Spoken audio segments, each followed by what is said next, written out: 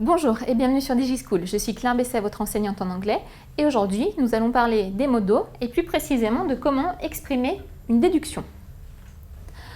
Alors, pour exprimer une déduction, nous allons partir de l'exemple « il est midi, il doit être à la cantine ». Je vais avoir le choix entre deux modos, d'un côté « should » et de l'autre côté « must ».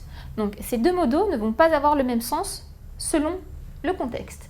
Donc si je dis il est midi, il doit être à la cantine, dans le sens il devrait être à la cantine, il n'est pas à son poste, je dirais it is noon, he should be eating. Il devrait manger. C'est une déduction que je vais formuler, mais je suis loin d'être sûre de mes propos. Par contre, si je dis il est midi, il doit être à la cantine, j'en suis quasiment sûre, à ce moment-là, je vais utiliser le modal must et je dirais it is noon, he must be eating. Si on reprend cette phrase à l'écrit, on dira it is noon, donc midi, he, alors soit should, si c'est une déduction mais que je ne suis pas vraiment sûre de ce que j'affirme, soit must, si je suis quasiment sûre de ce que j'avance. Et je vais terminer la phrase, donc it is noon, he should, it is noon, he must be eating. En français, on traduira ces deux phrases quasiment de la même manière. Il est midi, il doit être, il devrait être à la cantine. Donc nous, francophones, on exprime un petit peu moins ce degré de certitude. En anglais, c'est plus évident. Attention simplement au négatif. Si je dis il est midi, il ne devrait pas, il ne doit pas être à la cantine.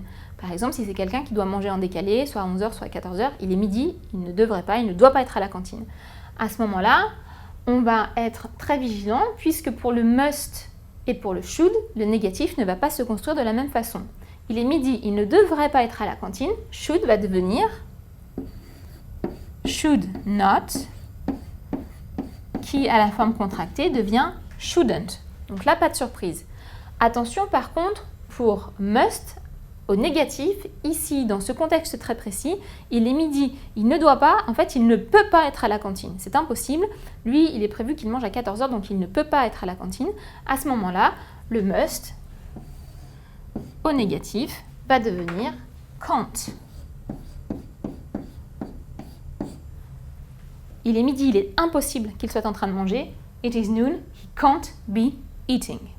Donc attention à cette forme négative.